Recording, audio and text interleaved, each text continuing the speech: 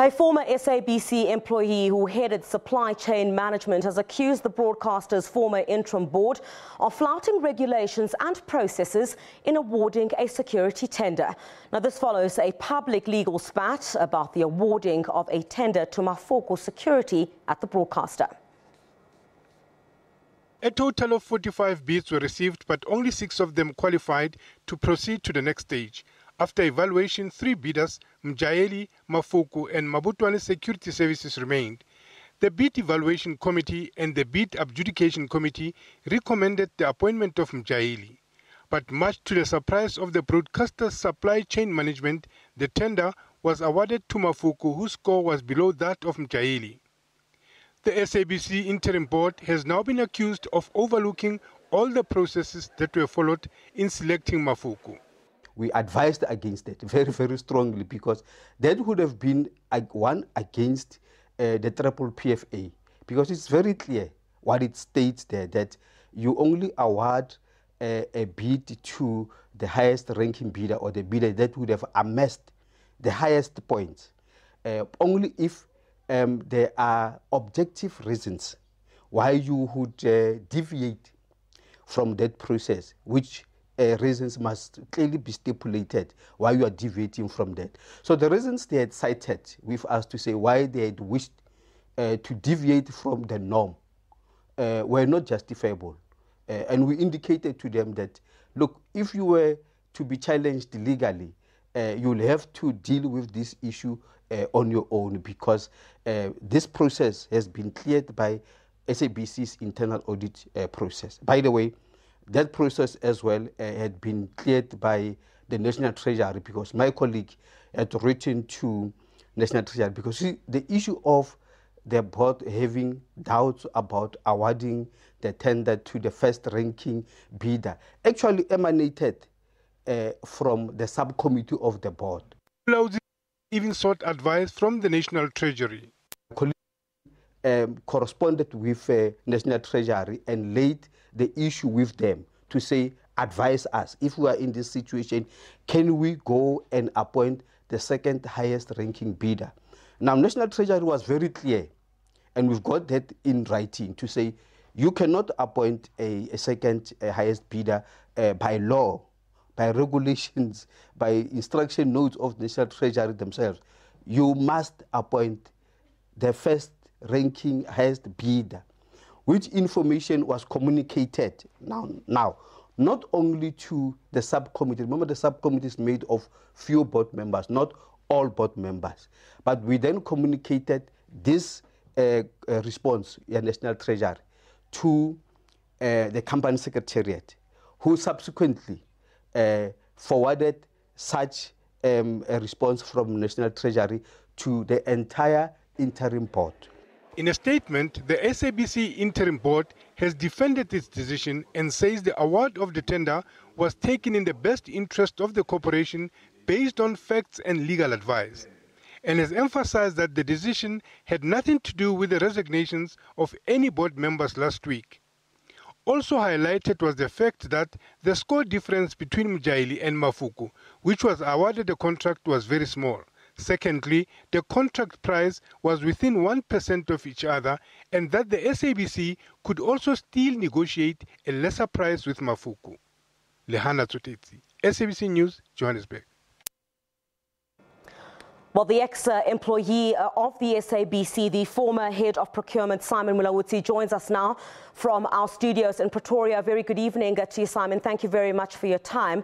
I think this is certainly a controversial issue that has now dogged headlines. And I think the first question, of course, I should ask is, when did you were in your position at the time and had basically been part of this process of awarding this particular tender, when did you raise flags, red flags, and realize that the proper processes were not being followed in this regard? Thank you, Griselda, and good day to your viewers. Well, basically, we realized the intent to flout at the stage when we presented the group EXCO recommended winning bidder to the subcommittee of the board. That would have been around mid-May, if I'm not mistaken. I'm not exact of the date, but it was about 2 weeks before we went to the full interim board to make the same presentation. In that meeting, they were already indicating their intent or wish to appoint the second placed bidder. And that's when, at that point, my colleague in between the subcommittee of the board and the board corresponded with National Treasury to get advice in terms of whether we would be able to do what the subcommittee of the board had intended to do. So we realized at that stage, when we were presenting to the subcommittee of the board, which was flipped. Simon, during that particular meeting, of course, there had been 3 members of the former interim board at the time, Kanyisile Kweyama, Matata Tsedu, as well as Krish Naidu. Who amongst those questioned the recommendation that you were making in terms of giving the bid to the first preferred bidder? Well, we're getting into the details now, but to the best of my recollection, and indeed the actual recording of the 5th meeting would bear testimony to this. It was in the main Mekwayama and Mr. Tsedu. Largely, Mr. Krishnaidu remained silent throughout the meeting. So at 5th stage, it was the 2 members. So 2 members of the 3, you're saying it is Kanyisile Kweyama as well as Matata Tsedu, who basically questioned the recommendation that you were making. I want to fast forward a bit much there, Simon. You, together with a colleague of yours, who's also subsequently been fired by the SABC, who had raised some of the questions regarding why there were questions about why this name was being given forward, you had then approached a National Treasury. What was your decision for doing that, going to National Treasury to trying to find out basically why, or if any of the decisions, or if there'd be any decision that would be made otherwise, either than the preferred bidder itself? What was the response that you got from Treasury? The National Treasury response was quite emphatic, because we laid bare to them the scores that the 3 top-ranked bidders had amassed and the ranking. And they were very clear to say you cannot award to any other bidder than the first-ranking bidder.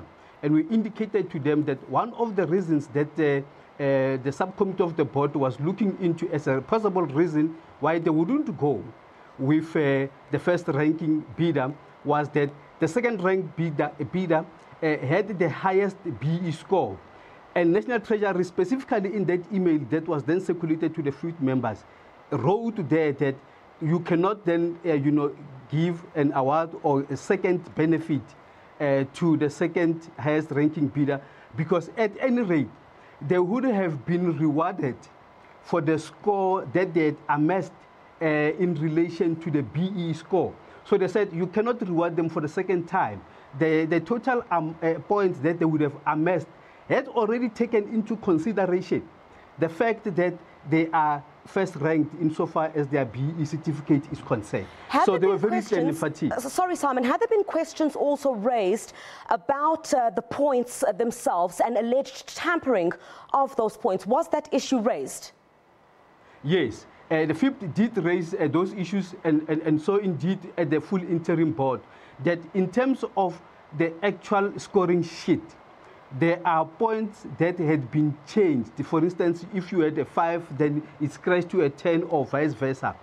And we explained that that it's normal in terms of the evaluation of scores in a procurement or tendering process. Because what happens is you would always have a moderation phase where the 3 evaluators would then justify the points that they would have allocated per sector of the bidding or evaluation process. So now, why was the process, Simon, why was the process then not stopped? One would think perhaps if you already have a tender process such as this that is already dogged in controversy with allegations of score tampering, where you do not have a consensus amongst individuals on who should be awarded it, why wasn't the issue itself re-advertised or even taken outside, or had perhaps more people brought on board to tender for this particular security tender here at the SABC? Do you know why that did not happen? Okay, now let's get the facts straight. At the bid evaluation committee level, there was no disagreement. It's a normal thing that happens, that once the evaluation has happened, the moderator or the chairperson of that sitting would then collate the scores of all the 3 evaluators. Now, if there is a discrepancy, you then investigate in that sitting why there's a discrepancy. And it might well be that one of the 3 evaluators may not have seen certain evidence to support the allocation of certain points. Now, when that is then shown to him or her, that person is likely to then revise the score given the evidence that is now presented to them. But what happens is that that person would not completely delete beyond trace the score that he would have allocated in the first place. So he will just make a mark and give the correct score for auditing purposes, so that people can see what would have been the original score an evaluator would have given, so that if the auditors were to come and want to ask the members who evaluated to say, on the score sheet, you had initially allocated 10 points out of 10. You have now changed that score to a 5. They can go to that specific evaluator and ask questions to say, why did you change? The person would either then say, I was coerced to change the score if they were coerced. Or they explained to me there was the evidence that I did not see or I overlooked. And I agreed with the discussion on the moderation level to say, yes, the correct score should have been 5. But he would never delete the 10 completely beyond trace. It will just be a mark so that the next person, the rest of the evaluating committees can see that on their own, this evaluator gave this point, and that there is an audit trail of why this thing happened. And by the way, I don't know if I'm preempting your question, the whole situation, by the way, was also referred by the BAC to the SABC's own internal forensic department to investigate and give assurance to the bid adjudication committee to say, given that this is a huge tender of 180 million rands and above, that let us get certainty and assurance from the forensic internal audit to say, has everything been done according to the law, according to all the regulations, according to, and we got the internal audit report that gave thumbs up to say everything else has been done to the T. Simon, you were then fired by the SABC, was it on the 5th of October this year? Several allegations were leveled against you, amounting to, I think, about 10 charges. You could correct me if I'm slightly wrong on that aspect. What were the charges? What were the charges that the SABC had leveled against you? Was there a disciplinary hearing? You were accused of several issues relating to misconduct. Yes, indeed, there were 10 charges that were leveled against me. I was more than prepared to defend myself against those charges. There was a first date that I was given, which had 4 charges. I went to Werkman's attorneys in Sandton to attend and defend myself. The SABC did not show up on that first date. Instead, they gave me the second date, where they had added, and of course they are at liberty to add any other charges they wanted to add against me. Were you not dishonest? Added 6 charges. Were you not dishonest in any way in the manner in which you did business in that particular portfolio that you were fired from? And second question, just very quickly, because we're running out of time also, Simon, do you think not at all, if I could answer you right away. Do you think that... Not at all. Do you think that these charges were leveled against you also because of what you knew relating to this particular tender relating to security? Certainly. They're trumped up charges. If you had time, I'll make an example of one that is very ridiculous. That they said I should have formed the BEC committee. Now I'm suspended and charged by the CFO then. But if you look at the SABC's own SEM policy and procedures, it says the group executive member must propose names to me as the head of supply chain. And guess who was the responsible group executive member on one of the charges where I'm told or I'm charged that I did not form the bid evaluation committee? Is the very same person who suspended me, the acting CFO. Is the very same person who should have given me proposed names to either agree or disagree, and I find that in my charge sheet. So how was I going to play a ball? If it's a tennis game, how was I going to play the ball back into my boss's court when he's holding the tennis ball in his hand? He's not playing it to me. How do I play it back to him? That is, for example, that case.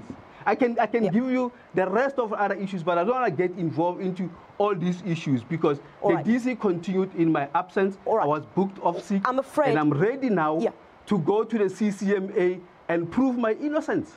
All right, Simon Mulaudzi, who is the former head of procurement here at the SABC. Thank you very much for joining us from our Durban studios. And of course, he's talking to us about the controversy surrounding the security tender that is awarded here at the SABC that continues to dog headlines. We had given an opportunity to the legal representative of the former interim board to speak to us here on the SABC. He did pull out at the last minute and basically said that they were not going to be part of this panel discussion and said that they insisted on the names that we did say we were going to speak to the former employees of the SABC, and they said they have been advised that they should not participate in this particular discussion. When we informed them as well that one of the other former employees who was scheduled to join us from Durban, Ayanda Mkhize, who was a former SABC General Manager of Supply Chain Governance, they basically said that they were not going to participate in this discussion. Let's move on.